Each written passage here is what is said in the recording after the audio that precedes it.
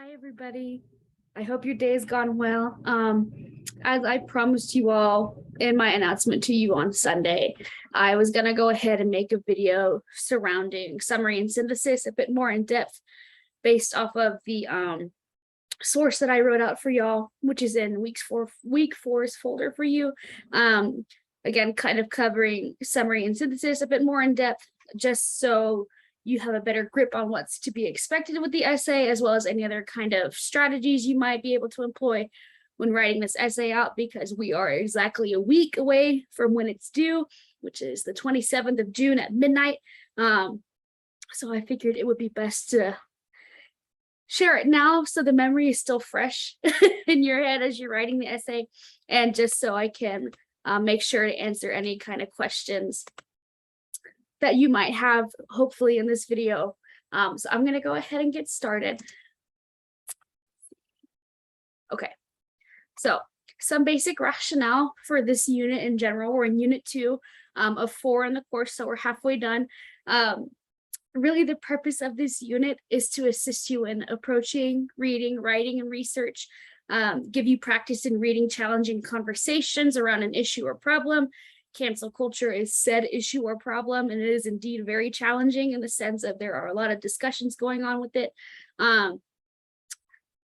Next kind of big purpose is to engage in critical reading strategies, which in the case of this essay is picking and choosing which kind of pieces of information are the most prevalent in terms of displaying each writer's argument, each author's kind of thoughts, summarizing and synthesizing texts, that is our largest outcome in the sense of the paper that we are working on for this week and going into next week, summary and synthesis, as well as paraphrasing and quoting from those texts. We're mainly doing this by reading texts around the common theme of cancel culture. Last week, you were given 4 sources to read or watch or listen to pertaining to cancel culture and the kind of various bits and pieces of discussion going into this cultural phenomenon. We're practicing summarizing those texts in the sense of reading the conversations, and we're exploring how these texts engage in a conversation about a problem or issue, responding both explicitly and implicitly to each other. So we're seeing the connections being made between each of these sources and how they kind of fit into the bigger picture of cancel culture as a whole. Some guiding questions to help us navigate this unit and the essay as well is kind of seeing how do select sources, mainly with their thoughts and their arguments, compare to one another? How do they differ? What do the arguments within select sources contribute to kind of the larger conversation? What do they bring to the bigger picture as a whole? What's kind of going on? How are our perspectives changing in the sense of the bigger picture? And what are some arguments that you can make on your own that the sources you read and interact with kind of help inspire? These 4 questions are going to lead into kind of some strategies that you can employ for writing your synthesis paragraph, which we're going to see in a few slides from now. But I'm going to go ahead and get started onto our next topic just to cover our bases. So we're going to talk about summary first, because that is one of the larger parts of the essay that you have coming up this week. Some of you might already know what a summary is. Others might not. This is just a quick little prelude into the ideas of what a summary is, which, for lack of a better phrase, a summary is just a quick info session that you provide to your reader surrounding an author's main thoughts, main arguments within the source. It kind of summarizes any supporting arguments that develop that idea that is within that source specifically. One big thing, though, is that the summary does not ask you to analyze anything, analyze any thoughts or arguments made as to whether or not they're effective or not, or whether or not you think that you agree or disagree with them. Summarizing is a totally neutral and objective process in the sense that we are solely looking at what is being said, what's being argued, and then kind of regurgitating all that info into a nice and concise amount of space that a reader who has not had access to the source before can digest well and kind of get the big gist of what's going on in the source as a whole, and kind of stroking their interest in the sense of seeing that they want to continue on reading. So it's kind of like a preview into a sense of a source. There is a sort of template that you can use to go into making a summary that is below, like right here.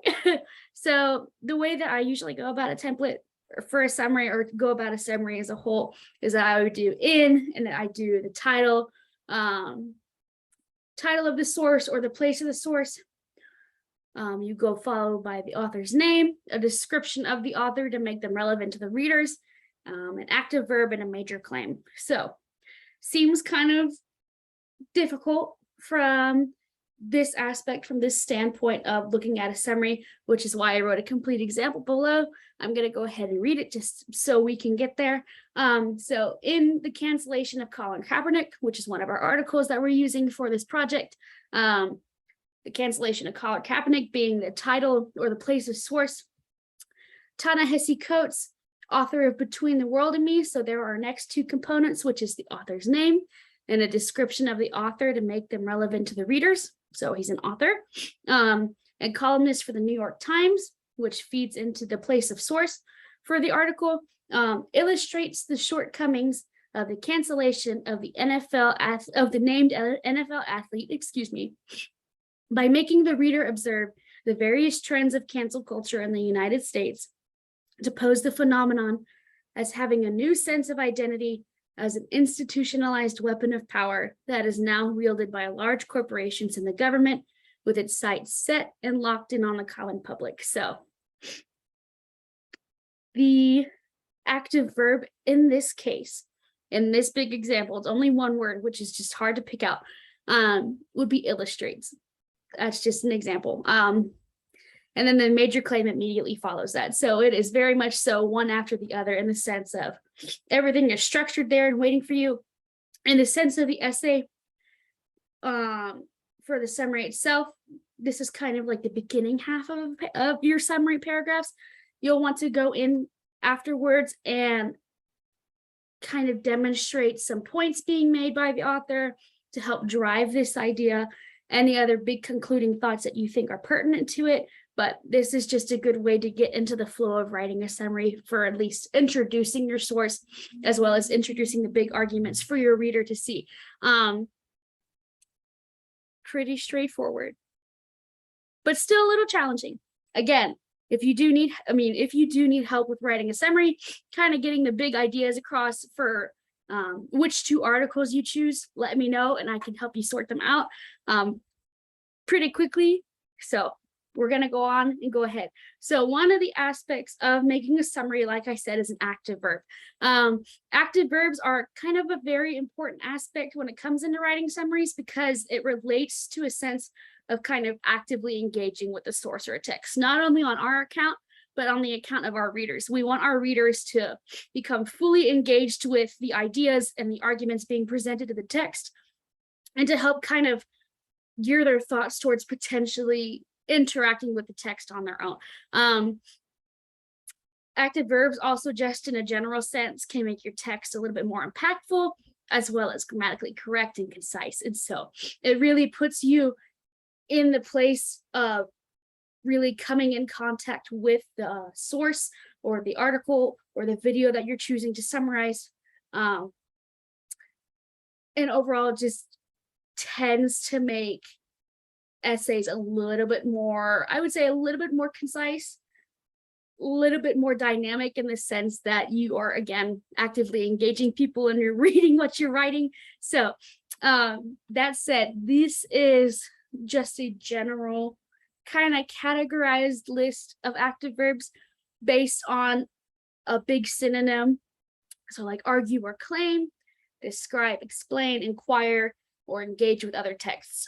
This is just a standard list that was kind of taken from the textbook. The rest of the active verbs, if you want any more further examples, can be seen in table 6.1. I definitely recommend you all using this list, just because it's there and it's easy to see and easy to take apart. It is overall just generally approachable in the sense of kind of picking and choosing what word you want. So that's that. That's mainly it for summary. Again, if you need me to elaborate any further, just let me know and I could go into that for you on our own time. Next thing I wanted to talk about is synthesis. Synthesis is a little bit more tricky than summary, mainly because I would say it's a bit more intricate in the sense of what needs to happen. With this synthesis, though, the kind of main question that drives an idea of it is what conversation are two sources or more having with one another. In the case of our essay, it's only two sources. So what are these two sources talking about in general, and how does that conversation shift? In the sense of the essay, it's talking about cancel culture, but how is it talking about cancel culture? This whole process of synthesis is mainly done by identifying the topic of a conversation. Like I mentioned, it's cancel culture, and describes the how and why different parties to that conversation agree or disagree with each other. Why is one person saying one thing? Why is one person saying another thing? What does this mean in terms of a big picture, essentially? The way I like to think about a synthesis and the scope of this essay specifically is that it's a summary of your summaries. It's a little confusing, I know, but the process of a synthesis is combining the two big ideas from your two sources that you have found, meshing them together and kind of seeing where the dualities of a conversation are occurring or where there are similarities occurring, so on and so forth, right? So one summary and one summary combined together kind of make a synthesis. There are a few strategies for you to carry out a synthesis in this essay. You could describe an entire conversation. You could synthesize one perspective while stressing commonalities. What do two sources have in common? The next one would be synthesizing differences. What are these two sources arguing about? What is not the same? And then another strategy, which is like the final strategy you could use, is synthesizing perspectives to make a claim, in which that you base your own argument off of the arguments that you have seen within the two sources you selected, and then going on and describing how the sources support your own individual argument. I would say that the fourth synthesis strategy is a little bit more difficult. Takes a little bit more time, but for just starting out with writing a synthesis, the first three are really good because it has a bit more of a general approach to what's going on, as opposed to the fourth where you have to get a little bit more specific. If you want to take a risk and go ahead for the fourth one, more power to you. I'd really love to see individual kind of unique claims being made. It's a great process to get into future academic writing and making your own arguments based off the texts you use. But I would stick with the first three just to be on the safe side if you need to. Let's go ahead and move on. That was basically all of that for synthesis. Much like summary, if you need a little bit more help, let me know and we can set up a meeting, and I'd be more than happy to help walk you through what's going on.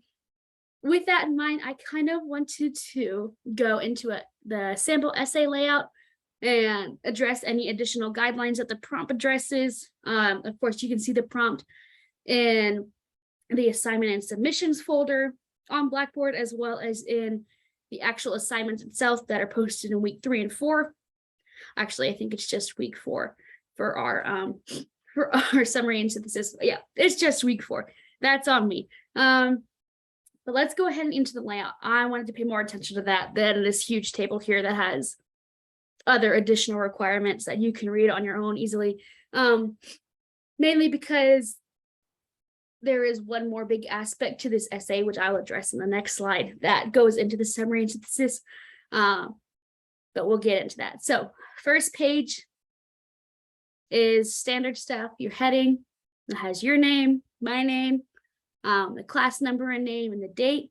Title, much like your mediated values essay, you're going to want to make up a kind of unique title for this essay.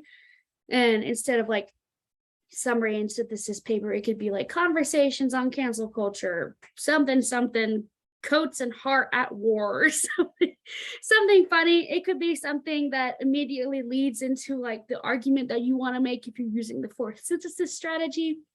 It's up to you. There are only 3 to 4 paragraphs for this essay. I only did 3 just because it's the minimum and it's easy to keep track of. The first paragraph, it could be your first summary that you want to write about one of your sources, or your synthesis paragraph, kind of depending on the route you take. Your second paragraph is going to be your first or second summary. And then your third paragraph, which is your final paragraph, is maybe your second summary or your synthesis paragraph. So you could start your synthesis paragraph at the very beginning of the paper or at the very end of it as kind of like a quasi conclusion, since we're not really looking for an actual conclusion to this essay. So let me reiterate, 3 paragraphs. 2 of them are summaries. One of them is a synthesis at the least. You could put in more paragraphs for your summaries if you want to do like 1 paragraph for kind of introducing the source, and then 1 paragraph talking about the main ideas and arguments and kind of using that pattern. But at the very least, you're only writing 3 paragraphs for the bigger scope of the essay. On the next page, fresh new page, you're going to be going into your writer's memo, which is the second big component of this essay. I am going to talk about that in the next slide, so don't freak out. We're going to get there. The final thing that is going to be included in this essay is a works cited page. I have already uploaded a kind of standard works cited page for all 4 sources for this essay already in week 4, and I will go to it immediately after we get out of this PowerPoint, just so I could show you where it is, just to make sure that everybody's on the same track, because those are free to use and it's a lot less of a headache for you going into that, because a works cited is the last thing that I want you all to worry about, because I am mainly looking at the actual meat of the essay. So recap, page 1-ish, depending on how many paragraphs you have. That is your actual summary and synthesis paper. That's where everything's going to be. Page 2 is where, page 2-ish, I should say. Your next new page is where you would go into your writer's memo. We'll get to that. And then the final, like, fresh page that you make for this document is a works cited page. We'll get to that as well. Okay. On the right in the big table, some pretty standard requirements or guidelines for the essay. Pretty straightforward. 11 to 12 point font. I prefer double space, but if you need to do it in single space, go right ahead. Includes a paragraph that explains the contours of the conversation, which is your synthesis. Using your own words, including a writer's memo of at least 300 words that explains 3 choices you made in writing the summaries. We'll get right into that immediately after this. Representing the original texts accurately and fairly. That's what's going into your summary by establishing the author's title. I'm sorry, the article's title, the author's name, kind of where the article is published, and what it's talking about in a neutral context. Remember, we're not judging the argument of the essay and the fact of whether or not it's good or whether or not you agree. It's, here's the argument, here are some main points and thoughts, and here's ultimately what this author is trying to say, so on and so forth. Effective summaries, I already talked about that. Using quotations sparingly. I will show you the location of the document that kind of goes into more in-text citations and quoting. In the Blackboard page, I know I was going to say that, I know I said, excuse me, that I was going to make another video kind of surrounding quotations, but I figured it would be a lot more easier to digest reading as opposed to me stumbling over my words, trying to explain what's happening when I can write a lot more clearly. So I will show you where that document is when you need to look at it.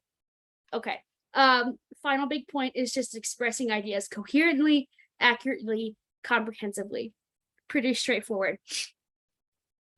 Concise language, be a little bit to the point if you need to be, making sure that you're saying what you want to say, how you say it, and how you want to say it, excuse me. But again, that last kind of guideline is a little bit vague, but it's on the prompt, so I figured I should include it. Okay. So the next big component of the summary and synthesis essay is a writer's memo. This aspect of the essay is dealing with the process of reflection and kind of talking about what goes into your own writing process whenever you're approaching an essay like this. So the prompt says it a lot more eloquently. I'm going to go ahead and read bits and pieces of it. It says that you'll write a memo to your instructor, being me, explaining at least 3 choices you made in writing your summaries. You should identify 3 specific choices as you drafted this essay and explain why you made those decisions, and also how these choices specifically made your summaries or your synthesis more effective, which is down here on the bottom left, just in case. Again, this memo should be at least 300 words and provide a well-developed paragraph for each of these 3 choices. Well-developed in the sense is that you reflect on this choice, being like, okay, I made this choice. Here's how it appeared in the essay. I didn't intentionally realize it was a choice until I made it. Here's some kind of evidence from my actual essay where this choice appears, and you could like pull in a quote from your own words in the essay, so on and so forth. It should include a sophisticated discussion of your 3 choices, explaining with clarity and detail both why you made these decisions and why they make the summaries or your synthesis effective. That is pretty straightforward. If you need me to elaborate or kind of demonstrate it a little bit further than what I do in the next slide, let me know. And again, I will be glad to help you in any way that I can.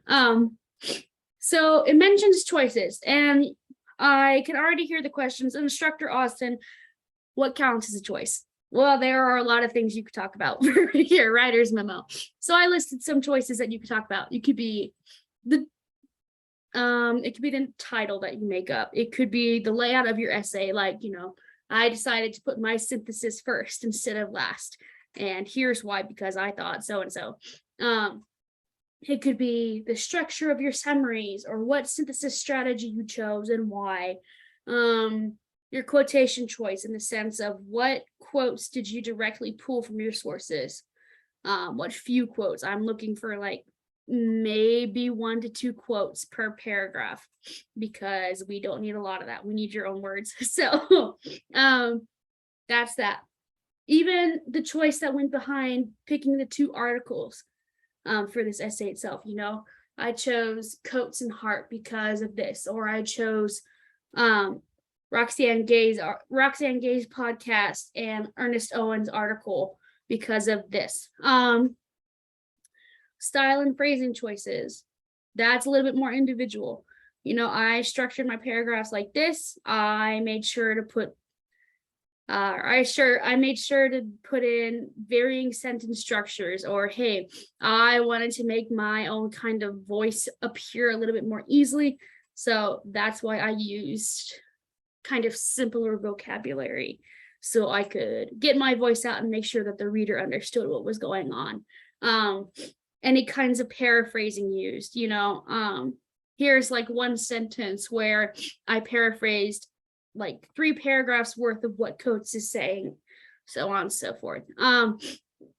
One final choice you could possibly make just for fun, if you want to do it, you could talk about procrastination going into this essay. You could be like, I didn't realize how long this essay was going to take, so I held off until a day before it was due, and this is why everything's a little bit rushed. Again, you can talk about that for fun or for risk, but these are just some example choices going into the essay. There are tons more, I am certain, it just takes a little bit of reflection on your own time to think about what choices you made and how those choices appeared as you were writing the essay. Drafting it is a better phrase, but that is pretty straightforward for now. I will say that the writer's memo is a lot more enjoyable in the sense of writing than the summary and synthesis essay from personal experience, because it allows you to think about yourself a little bit more. See, it shows you kind of your own process of how you approach an essay and kind of the steps you make towards creating a big piece of work. So I will say have a little bit of fun with writer's memo, but make sure you kind of express the same amount of seriousness and formality that goes into your summary and synthesis paper, okay? Have a little fun, take a little risk, but still treat it as a serious piece of this essay, because it is very much so a very serious piece of this essay. It is one of the larger components. Okay, going into kind of a sample structure and like a structure of the ideas for a writer's memo. I figured I would do this just because I did it for the actual essay as well. Again, the largest requirement is a discussion of 3 choices, showing the same amount of seriousness. The best way to kind of explain what a writer's memo looks like outside of the sample essay that I provided in week 4 is that it's like a letter from the editor that you would see kind of before reading a book, or like a serious novel, being like, as the editor, I made these choices with these texts, or like I translated this piece of text this way to do this, so on and so forth. To go into the sample structure, again, it's pretty straightforward. Paragraph 1 discusses your first choice that you've made and kind of reflection on how that choice made your summary and synthesis more effective. Paragraph 2 is your second choice. Paragraph 3 is your third choice. Again, this is bare minimum. You could talk about more than 3 choices if you want to, but that's just standard stuff. If you don't have any ideas on how to start your paragraph for discussing your ideas, I've written some examples below, being like for my first, second, third, whichever paragraph, or whichever paragraph, whichever choice you're talking about that went into crafting my essay, so on and so forth. You discuss the choice. One choice that I made that went into making my summaries and synthesis more effective was da da da. You could even start with the reflection of your choice as the start of your paragraph, being like, in doing this choice of doing blah blah blah, I therefore made my summary and synthesis more effective. One choice that I didn't recognize as a choice during my writing process that ultimately made my essay more effective was this, and then that goes into more reflection anyways. That is pretty much it for the writer's memo. Again, 3 choices with some good amount of reflection, about 300 words. The way that this sample structure is set up is that it's 100 words per paragraph. So pretty easy. I have full faith in you as always to do this. But in the sense of talking about the essay, that's all for now. But like I mentioned, I'm going to stop sharing. So I can go into week 4 to show you what we have kind of coming up, where to find some stuff. Wednesday, kind of like what we did with our mediated values assignment, we're going to go into feedback fruits. We're going to post our draft of our essay that you have written, and you are then going to reply to 2 of your peers' work, giving 2 local comments and kind of 1 big overall comment, and making sure you submit that so that you get credit for this assignment.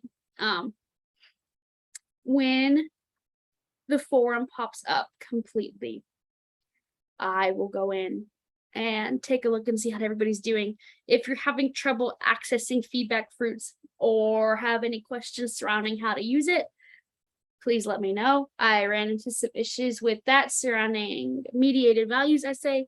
some of you were having some trouble with submitting stuff, just let me know. I'll be here to help. Pretty straightforward.